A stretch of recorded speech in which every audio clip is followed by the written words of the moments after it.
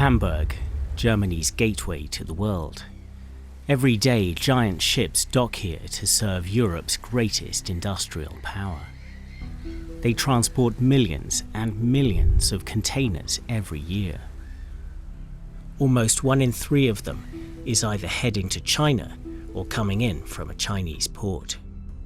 In fact, China is Germany's biggest trading partner, and here in Hamburg the ties are so strong that a shipping line owned by China's government has bought a stake in this terminal. This is a story of how Germany pumped up its economy on business with China, and how it got closer than any other Western power to the leaders in Beijing, only to wonder if all of this is a good idea. Under President Xi Jinping, China has become a darker dictatorship, one that's challenging the power and values of the West. China is not only developing, but also bit by bit exporting an authoritarian regime that is antagonistic against our belief in democracy and human rights. The US is lining up the West to take a stand for democracy in a battle of the systems that will define this century. Many want Germany to join. There's going to be pressure from within the German population, from Germany's major allies outside of Europe, pushing Germany towards a harder line. But is Germany really prepared to risk all this in a showdown with China?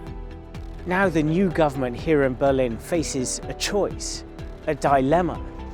Should it keep following the money, or does it need to think again? My great hope is that we are moving toward a greater strategic culture in this country. However, my great concern is that might not happen fast enough. In this video, we're going to find out how Germany got so entangled with China, how the last few years have shown what it is they're really dealing with, and we'll examine whether the new team running Germany really wants to make a new start.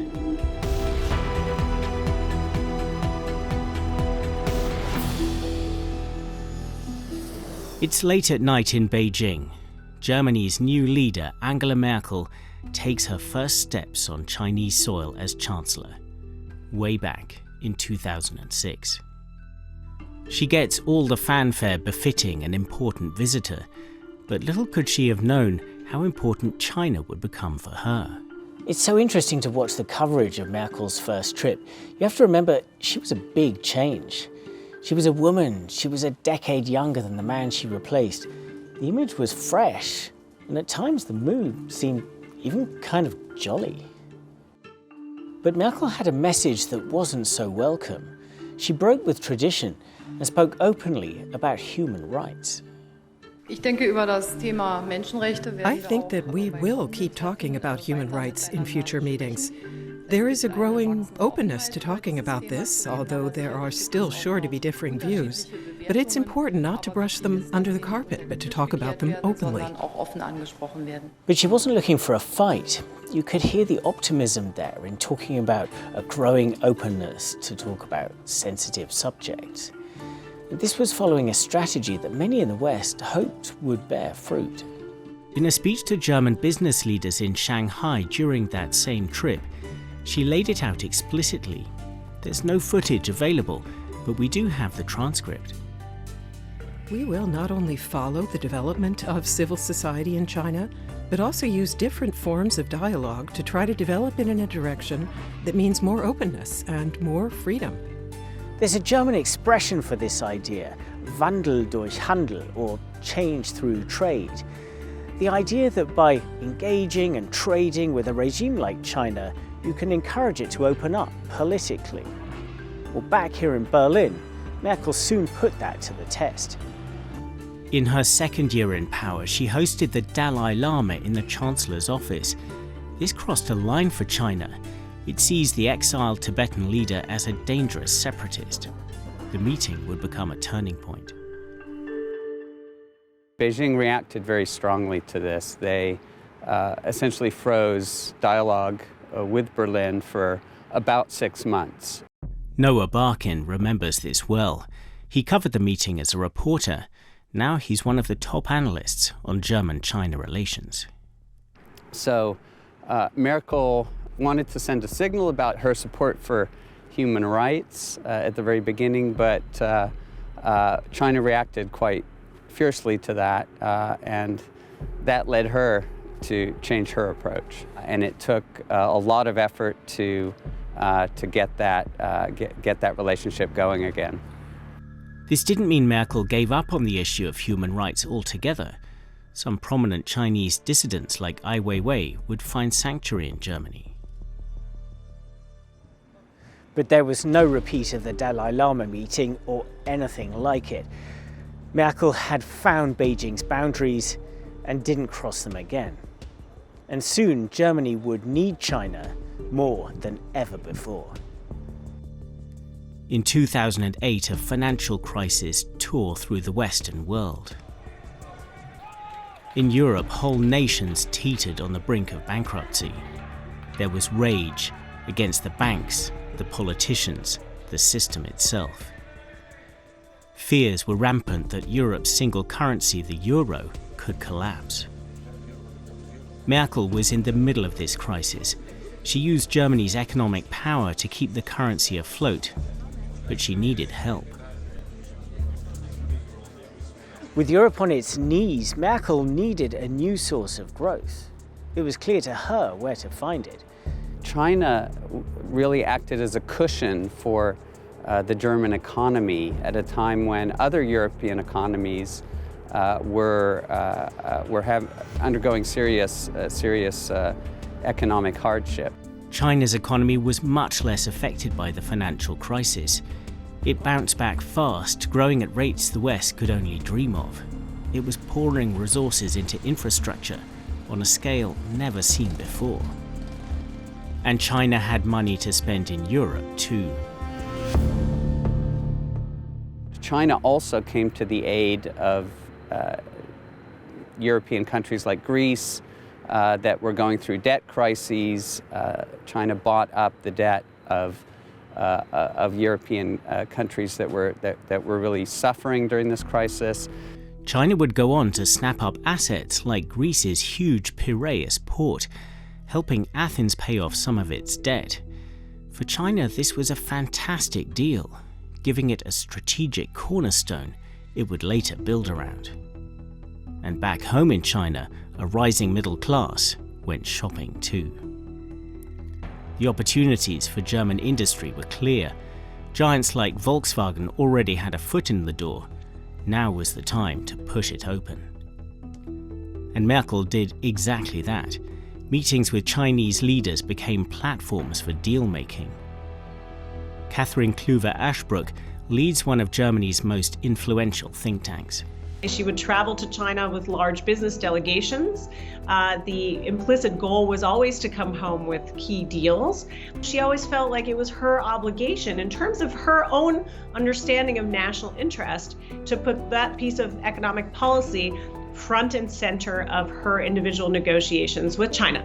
Crucially, from Berlin's perspective, all this was building up something precious: trust. I think this did affect how Merkel viewed China. China was there for Germany, and China was there for Europe during the Euro crisis, and I don't think she's ever forgotten that. As a sign of that growing trust, in 2011, Merkel even set up regular government-to-government consultations between Berlin and Beijing, something usually reserved for close allies. Politically and economically, it was all systems go. And in Hamburg, trade was booming in both directions. It soon became part of China's massive Belt and Road infrastructure plan. Axel Matern heads the port's marketing body. We are partners in that Belt and Road initiative since the beginning. We are always discussing how we can contribute in this kind of development. And for the Port of Hamburg, it is of vital importance to be a part of this development. For China, all this trade and investment also had profound strategic meaning for the development of its own economy and technologies. If you think about the three biggest industry areas within and the three lead business areas in Germany, it's machine building, it's automotive, and it's, of course, climate technology, all of which China wanted. They wanted the kind of innovative capacity that Germany can deliver in terms of its R&D. German universities and research bodies jumped on the bandwagon too. There was huge growth in partnerships in science and technology. Merkel's approach seemed to be working out. Engagement with China was proving to be a wonder drug, helping to fix the euro crisis, hitching Germany's economy to the most dynamic in the world, building trust. China, for its part, was all in. What could possibly go wrong?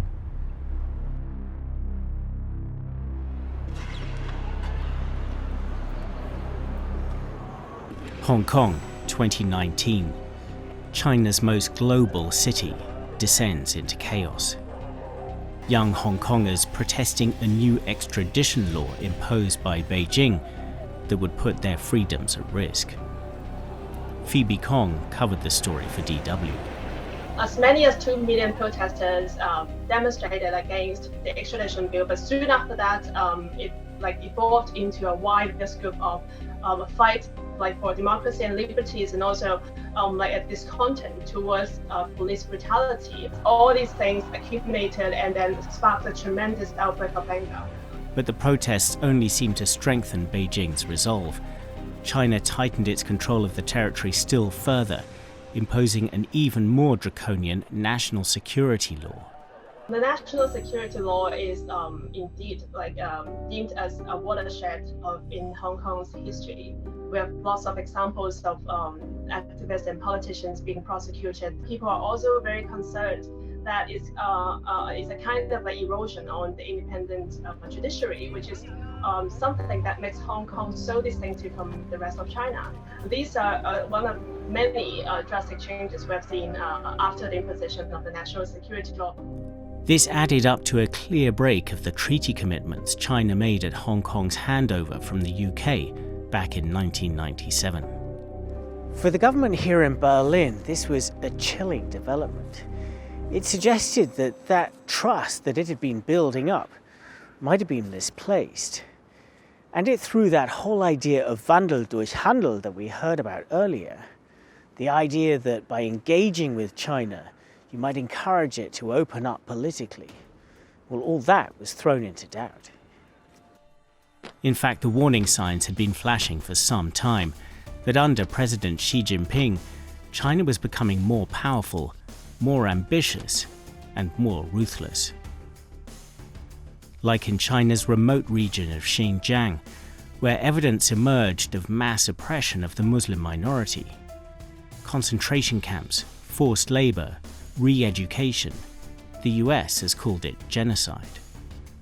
In the South China Sea, Beijing was turning remote reefs into militarized islands, trying to assert control of crucial shipping routes and intimidate neighbors with their own territorial claims. China's military was expanding dramatically, with some new missile technologies more advanced than the West's, and a navy growing even bigger than America's. And for Taiwan, this posed an existential threat. Beijing ramped up air missions to probe the airspace around the island, stoking fears that its threat to take over by force might one day become a reality. Suppression, concentration camps, expansionism, threats of war. This wasn't the China that Angela Merkel had been hoping for. But what about the economic side of the relationship? Well, even that is increasingly open to question. Despite all this trade, German and other Western companies complain that they don't get fair access to China's enormous market. Nobody knows the problems better than Jörg Wuttke. He's the head of the EU Chamber of Commerce in Beijing. The market access that we hoped for 20 years ago happened to some extent, but still a lot of areas are very much blocked. We came out with a position paper in September that has a solid 430 pages and 930 recommendations to the Chinese government, you can see the magnitude of the problem. Then there's the subsidies dished out to Chinese firms, many of which are owned by the state, creating a double whammy that's impossible to compete with. We are facing basically state-owned enterprises that are subsidized. These are state-sponsored competitors of ours that not only compete with us here in this market, but also globally by buying up assets that we are interested in. And there's a constant fear for intellectual property. Where Western firms do get a foothold in China, they've often had to form joint ventures with Chinese counterparts, which can leave their technologies open to transfer or even theft. The pandemic added new concerns. Medical equipment shortages early on exposed Germany's crippling dependency on Chinese supply chains. And Xi Jinping's aggressive approach to diplomacy is also eroding trust among the Western business community. I'm deeply frustrated about the politicization, the kind of punishment of partners and companies. If, for example, the Czech senator visits Taiwan or Taipei, then all of a sudden products from the Czech Republic cannot enter the country anymore. This kind of, I think, pettiness is something which really annoys me. It doesn't show that China can deal with dissents very easily. That used to be different. Perhaps the greatest fear for the German economy is about the big picture, that in Germany's traditional strongholds like cars and heavy machinery, China will soon overtake the Germans. Chinese machine builders are very quickly establishing themselves as the lead machine builders in the world, a sector that Germany cornered for itself for over 70 years. China overtaking Germany in this key industrial sector for Germany is only a matter of time. Angela Merkel tried to tackle some of these problems near the end of her term in office, negotiating an investment deal between the European Union and China. The deal aimed to help at least some European firms doing business in China. The deal needed ratification in the European Parliament, but before that could happen, a row about human rights blew it out of the water. Anger in Europe over abuses in Xinjiang led to EU sanctions on a group of Chinese officials. China reacted furiously with a much bigger round of sanctions in retaliation against various institutions and even members of the European Parliament itself. The most prominent was Reinhard Bütikofer, a German Green who heads the Parliament's delegation on China. I reckon China calculated that they might impress us with the sanctions. In fact, the opposite has happened. I really feel that they have shot themselves in the foot. The resolve that we see in the European Parliament to stand tall and to defend the values we believe in, namely human rights, democracy, rule of law, and multilateralism, that resolve has only increased. The European Parliament refused to ratify the China deal while some of its members were under sanctions. The agreement is on ice would be already the positive spin. I really don't see this coming in the next 7 years. It all showed how hard it had become to engage with China on business and challenge it on human rights at the same time. And the tale of Huawei revealed Germany's internal struggles in dealing with China. It was a decision facing many Western governments. Should a tech giant from China be allowed to build the 5G mobile networks of the future? Was it okay for this critical infrastructure to be built by a company subject to Chinese state power? Definitely an important decision, but Angela Merkel's government could not make up its mind. The business ministry was all in favor. It said Huawei has great technology and great prices. The foreign ministry said, wait a minute, Huawei is too close to the Chinese government. This wouldn't be safe for such critical infrastructure. The Interior Ministry also had a say, and so did Germany's main tech security body. And here at the Chancellor's office, they agonized about it all. There was a tendency to avoid making a decision for fear of alienating China, a reluctance by the Chancellery to really take a clear decision. All these institutions bounced the Huawei question between each other for years. Finally, Parliament passed legislation that would at least provide a framework for making a decision. So let's break this down for a minute. It took Germany years to decide how to decide whether to let Huawei build its 5G network. As the Merkel era came to an end, for her critics, it was symbolic of a strategy that was running out of steam. I think Merkel's approach failed to adapt to the changing face of China under Xi Jinping.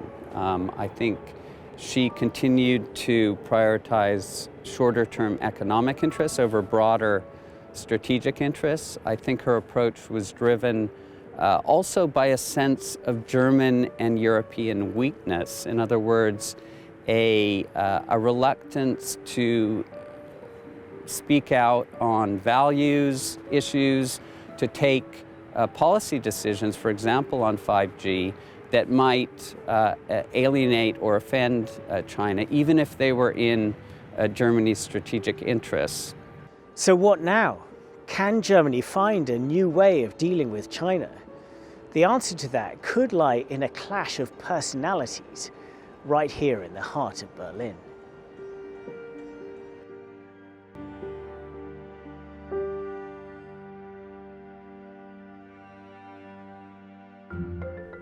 There's a new team in town.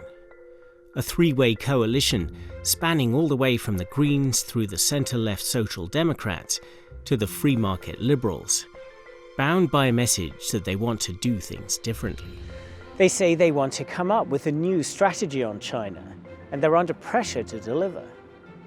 US President Joe Biden has been appealing to Democratic allies to join him in pushing back against China and other autocratic powers, framing this era as a kind of battle of the systems. It's an idea that's shared by many in Brussels. China is not only developing, but also bit by bit exporting an authoritarian regime that is antagonistic against our belief in democracy and human rights. Official EU documents acknowledge this idea, describing three aspects to relations with China: partnership, competition, and systemic rivalry. That has big implications, and that very same framing of systemic rivalry is right there in the coalition agreement that underpins Germany's new government. The paper explicitly calls out problems with China. It's the first of its kind to mention Taiwan, voicing support for its democracy. The paper also highlights the South China Sea, the status of Hong Kong, human rights abuses in Xinjiang, fair competition rules. So all those issues that we looked at earlier are referenced by the new coalition. So is this a revolution in Germany's approach to China? Well, not so fast. The policy is one thing. We need to take a closer look at the people now in charge of making it happen. Most of all, the Chancellor, Olaf Scholz, a Social Democrat, and the Foreign Minister, Annalena Baerbock, a Green. They're from different parties, different generations, and on China, they have very different records. Remember Hamburg, the port at the heart of Germany's trading relationship with China. That's Olaf Scholz's city. He was its mayor for most of the last decade, during the very time when trade with China became its lifeblood. In a foreign policy debate, he strongly ruled out the idea of a total decoupling of Germany's economy from China. There's one thing I really want to confront head on. I'm emphatically against any decoupling fantasies. That North America, Europe, and China each stick to themselves and develop all kinds of separate structures. It's a huge step forward that we have a global economy. Es ist ein großer Fortschritt, dass wir eine Weltwirtschaft haben. The thing is, no serious voices are really calling for that kind of total decoupling that Scholz describes there. So this kind of rhetoric from Scholz is being taken by many as a sign that what he really wants is more of the same. Olaf Scholz stands for continuity. I think his view of China was shaped by his 7 years as mayor of Hamburg. Okay, so what about Annalena Baerbock, foreign minister from the Greens? Well, she's very different. Like her party, she's been all about putting human rights first. And she says she really means it. My attitude to foreign policy is that you can't pursue a purely economic path, just saying nice things about how human rights are important, but then when it really comes down to it, not doing anything about it. Annalena Baerbock has talked about dialogue with toughness in describing her approach to China. She's called for essentially a break in Germany's approach. So more outspoken on human rights, reducing economic dependencies on China. Okay, so we have a head of government who doesn't want to rock the boat, and we have a foreign minister who wants a tougher line. Also in the mix, a liberal finance minister who's pro-human rights but close to the business community too. This could get very complicated. Remember all those ministries who couldn't agree on Huawei? Does this new government mean more of that kind of thing? We could see a sort of cacophony of discordant signals on China from this new government.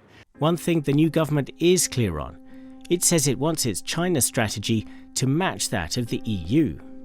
And it wants both to be coordinated with the US. That's something many analysts say is overdue. Now is a time for European leaders to try to move toward a common strategy in coordination with the Americans, where Germany can be united with the United States vis-a-vis China. Is this push in increasing the capacity of a level playing field to really insist that large market economies do play by the same rules? But it's notoriously complicated for the EU to speak with one voice. Can this really work? It's going to be very difficult because you have 27 member states and you always have the likes of Sweden and Lithuania that are far more tougher than Hungary or Greece, for example. So does all this potential for democratic dithering and division mean nothing much will change? Will Hamburg continue to show the way, with Germany's economy only getting more intertwined with China? Leading voices in business insist that the enormous Chinese market may simply be too important to turn away from. Half of the global car market expansion is here. 60% of global growth in chemicals is here. So in a way, you have to be where the action is. And tackling global challenges like climate change will demand cooperation with Beijing for decades to come. And yet, polling shows that German public opinion is hardening against China. And the mood in Parliament, the Bundestag, is also shifting, in line with trends around the Western world. This could open more scope for political debate ahead, not about decoupling, but at least diversification, to have fewer eggs in the Chinese basket. There's going to be pressure from within the Bundestag, from within the German population, from Germany's major allies outside of Europe, the United States, Japan, Australia, Canada, pushing Germany towards a harder line, and pushing Germany to change its tone, to speak out more on values issues, and reevaluate its economic relationship with China, reduce its dependencies, become more resilient. What about Beijing? What does it want? There's change afoot there too. Xi Jinping is redesigning China's economic model, moving to more domestic focus and more state control. This could turn out to be the true decoupling, masterminded not in Washington or Berlin, but Beijing.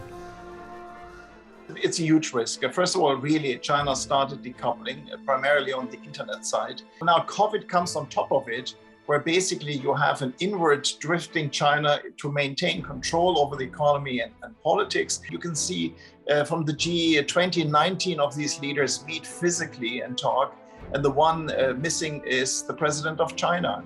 And I think that shows a little bit about how insular China has become. And of course, once you are cutting yourself off from the world, this insular behavior starts to turn into insular thinking. It's a dizzying paradox, with China becoming at once more insular at home and more global in its ambitions, determined to take what it sees as its rightful place in the world on its own terms. China does have that long-term historic and strategic arc as its key asset in its foreign policy thinking. It will force decisions in Germany that will be uncomfortable. And so the main thing that German politicians need to be now is they need to be honest with their electorate. Because in order to create functional strategy and a strong position that's widely held among key actors in society, society needs to understand the different threats that emerge, or the different strategic and at least competitive energies that emerge from China. So the test that China presents to the West really is a test of democracy itself, and whether that slow and messy decision-making can come up with strategies that work. If you want to know the answer, watch Germany in the next few years. It has so much at stake that it can't afford to fail.